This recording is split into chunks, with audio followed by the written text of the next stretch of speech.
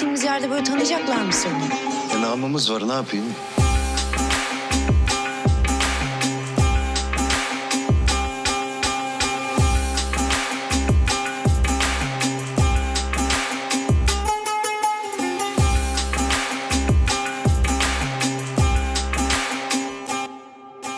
Neye bakıyorsun? Geçip giden hayatıma.